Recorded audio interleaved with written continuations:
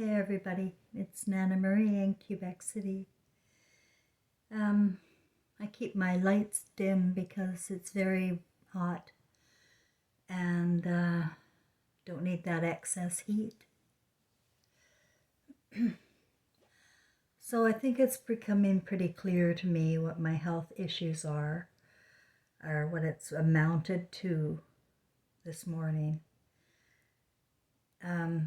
I've had problems with my bones recently in my joints, and I haven't been able to walk anywhere. I've had to take a cab because of that and my fatigue. And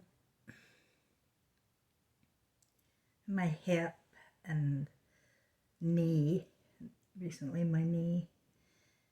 And this morning I woke up and it literally feels like my elbow is broken, like a bone in there.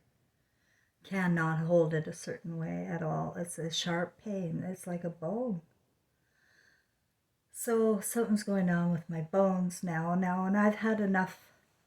I've been around enough people with cancer, and to know how it spreads, the way, all of my ailments in this last couple of years have, um, probably been this all along.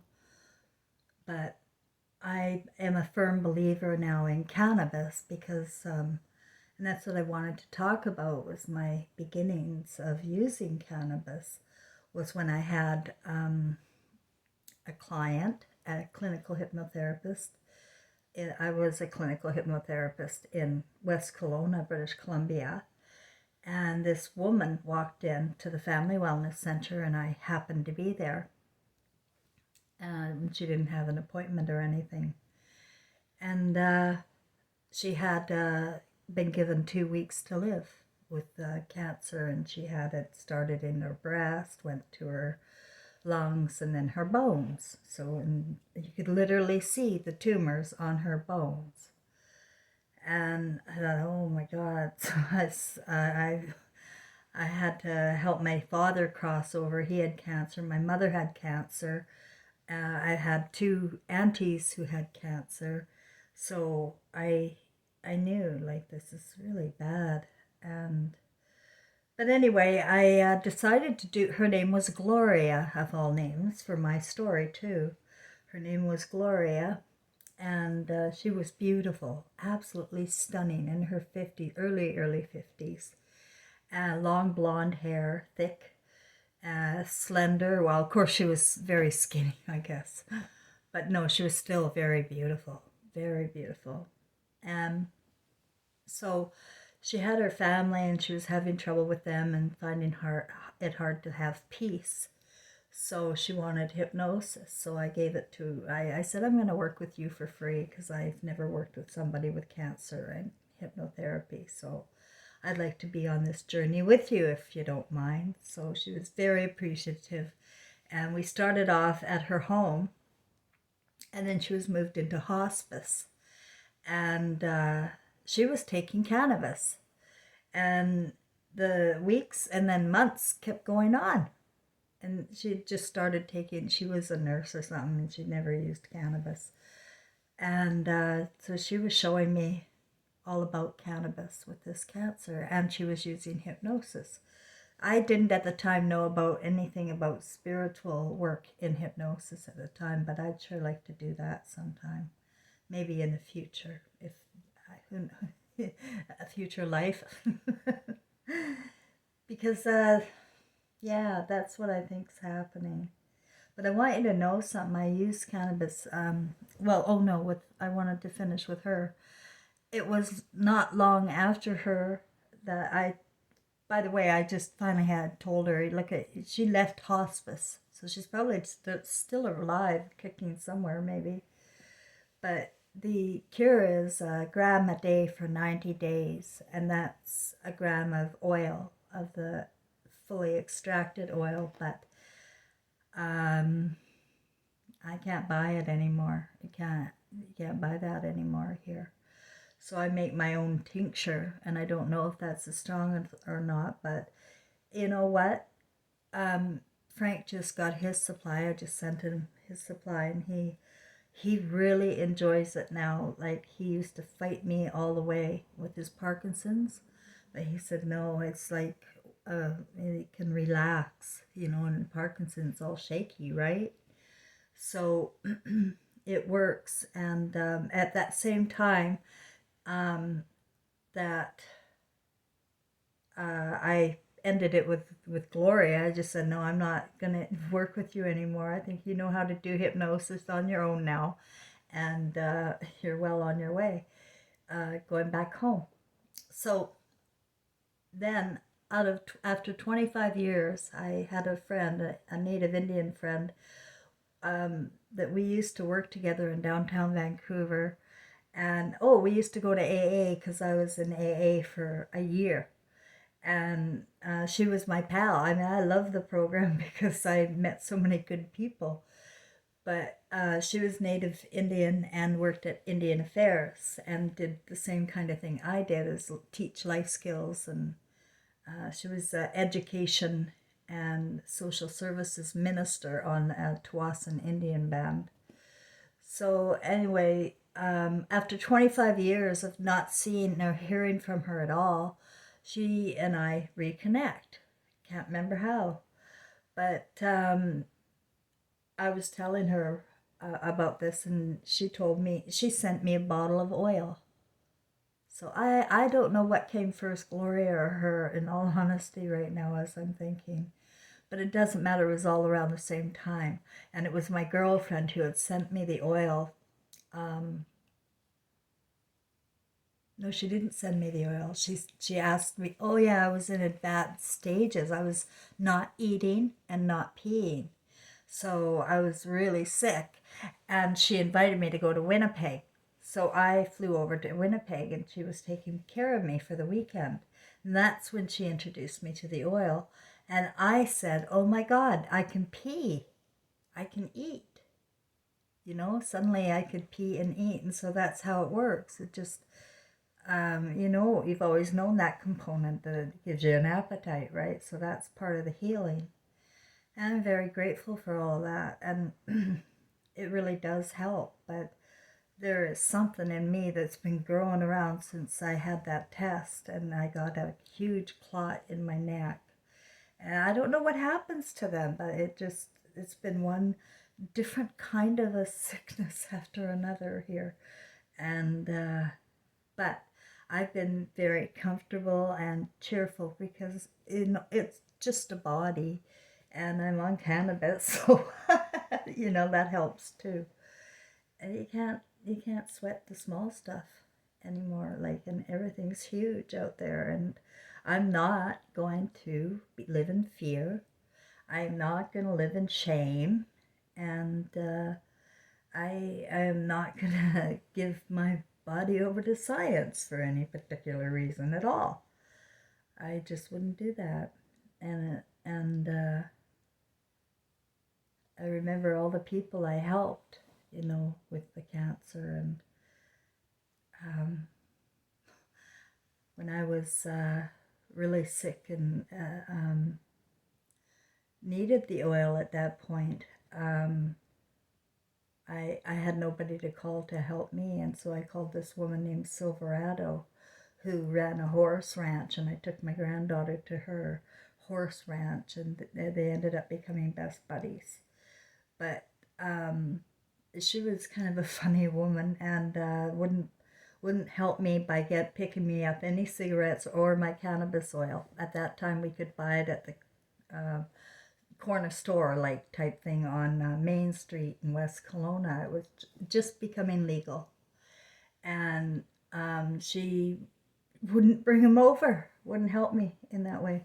And so she came to the door, and that's when she announced to me, no, I won't pick you up cigarettes or cannabis. That's not that, my mother died of cancer, my mother died of lung cancer.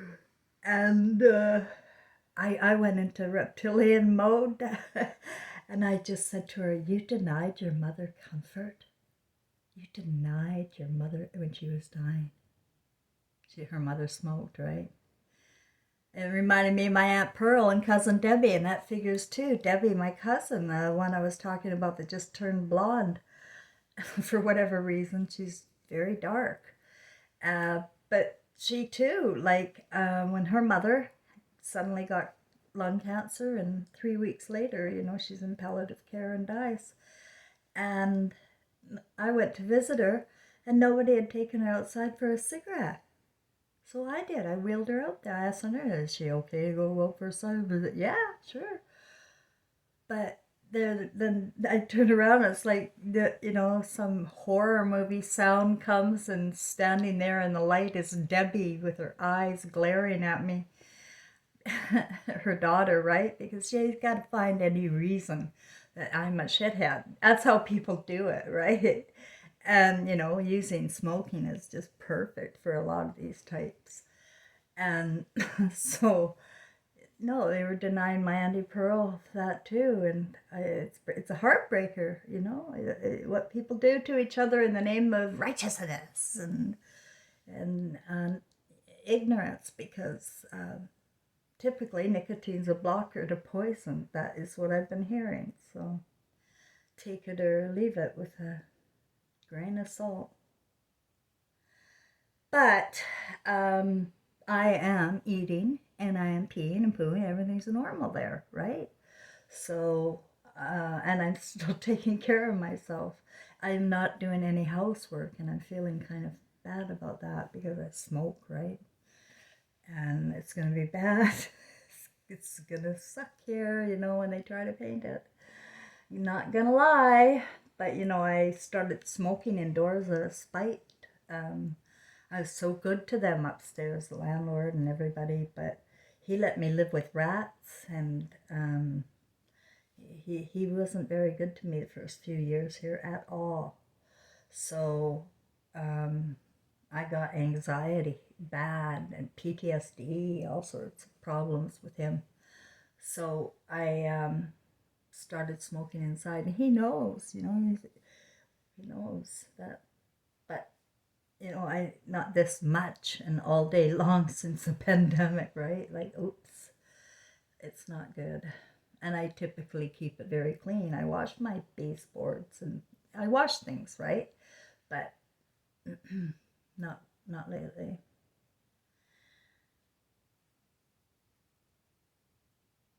This world is very sad. People are so involved in their channel of thought that they've been induced with, whatever it is, that they've lost touch with their humanity or brains. They're nowhere near their own right brain and feeling. Because if you could really feel, you'd know how other people feel, And earlier today, I was guided to go back into my memories, and I started going back. It's about Gary and his horror show that I married there and didn't know. And I was guided to go back in my memories in the last few days, actually, and I have been, and what a joy. Honestly, for the most part, I don't remember anything bad in my life. Like, I remember if I sit there and focus on something, right? But I've already come clean in my heart of what happened and why I turned into an alcoholic, why I turned into crazy and wanted to die all the time. I was living with a nightmare and I didn't know it. I couldn't trust myself, my intuition. I was mocked. I was reduced into nothing and feeling I was nothing because I came from my mother who had, I bore the brunt of her anger. That was my role. So, it's all part of my journey and story to tell you that people are not what they seem. And, words are meaningless. Absolutely. I hate words. I hate thoughts and prayers so much. Because nobody knows what it means. And, yeah, and it means to manifest, to imagine and manifest. And then you might come up with an idea, right? Like, You are a flame of God, so act like it, is what I'm saying. And yet that's lost on people here, right? So I was, where was I? Oh my gosh.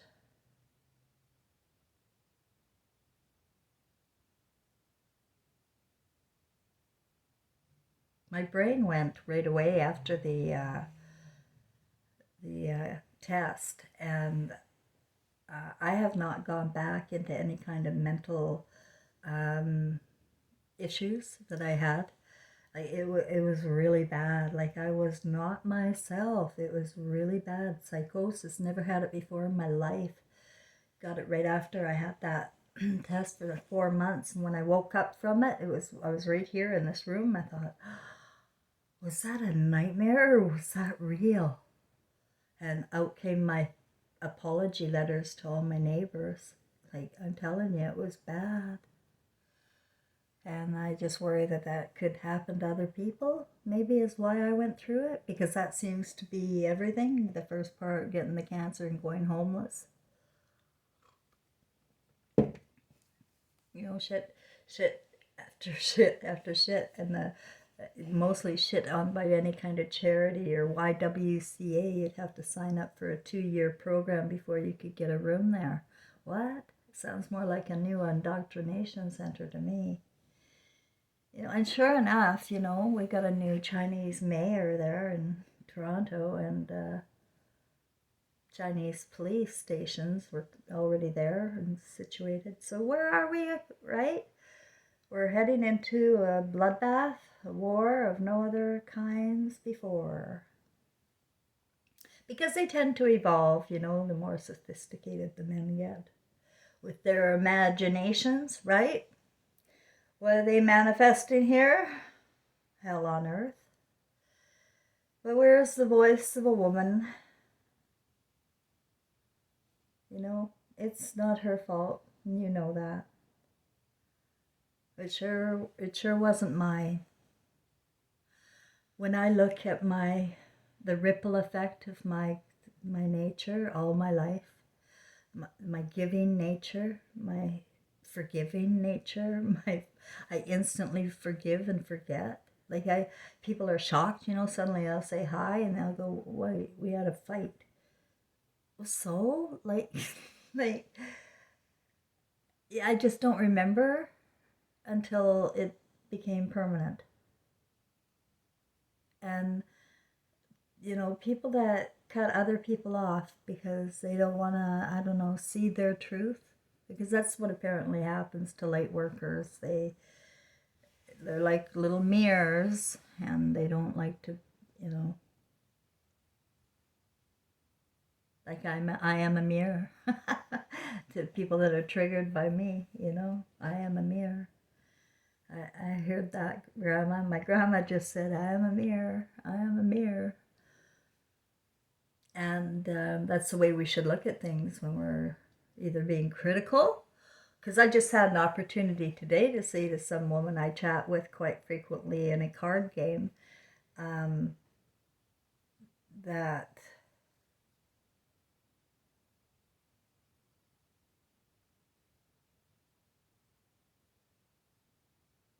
oh my God, it's not anything serious here. I just keep losing my train of thought.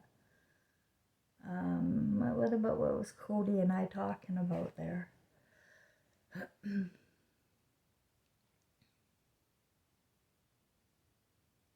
Well, it wasn't important. It must have been a lie, and I must be really tired.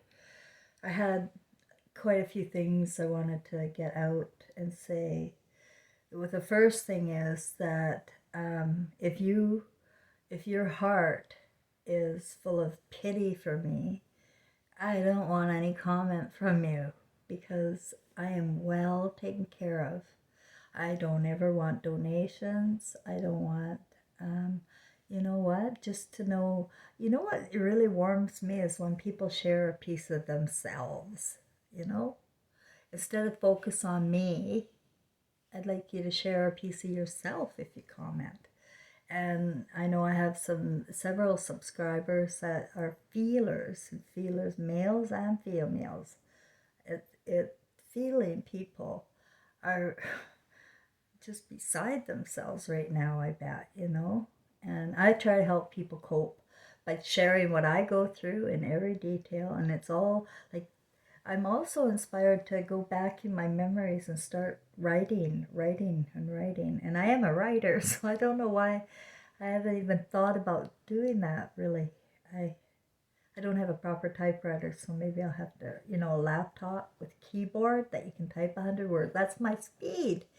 But on these new little fangled small text style laptops, no. I hate writing in that case, right? So I bought a typewriter, so I'll see if that works.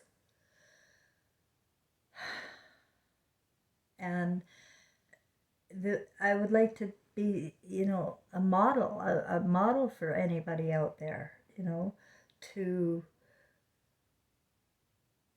take care of yourself and take responsibility for your everything, and go back into your own memories and think about them, right? And see the picture of it all again.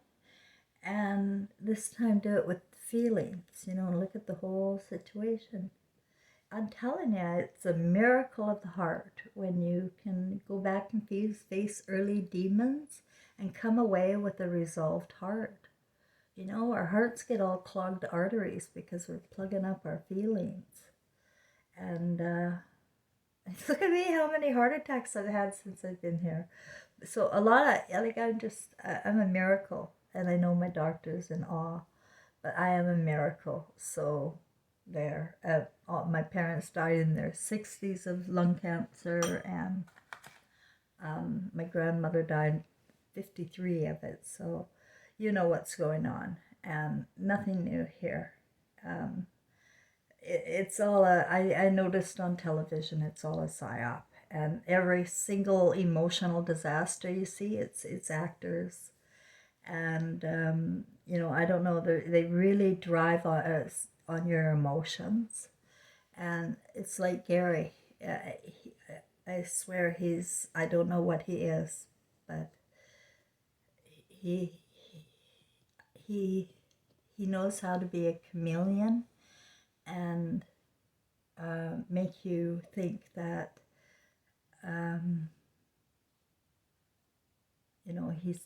he's the best. Like, he really does. And I bragged about him. Even after our divorce, I had no issues. I sent my granddaughter willingly. I'm the one that took that weird photo that I felt weird, but he was going camping with her. I ignored all these feelings all the time. All the time. I always, and I don't know what happens to children if they change personalities and become somebody else, don't remember you anymore, because I think that could be, people that are severely abused, as she was, by so many, like me. So they usually don't target just one, and it's typically the scapegoat of the family, or, yeah, it's always the easier target, right? And I don't know where people are to protect. How can you guys expect humanity to protect kids from this pedophilia when my own family fought me all the way in every case? And I end up the enemy. And I'm the only one that sent one of them to jail. Frank. It's like this world is upside down with values. But I had the opportunity to live through it all, see it all, feel it all, and even like I just, there's nothing bad. It is, it just is, and at this point, it's nothing bad. In fact, it came to me, turn it now into funny, and I'm gonna do that because it's like my movie when I look back now, right? Because I have been blessed with my feelings for them all. So now I'm going back in my memories and seeing it is very funny. And it is. It's ridiculous. Like my sister on her front page calling herself a humanitarian. When you're emotionally intelligent and you see these things, and the blonde hair thing with those guys, like, you know, people are suffering and they're in pain. And especially people with tattoos, man, that's pain release. That I was told when I was doing hypnosis with somebody who was addicted to it. He said it was pain release. And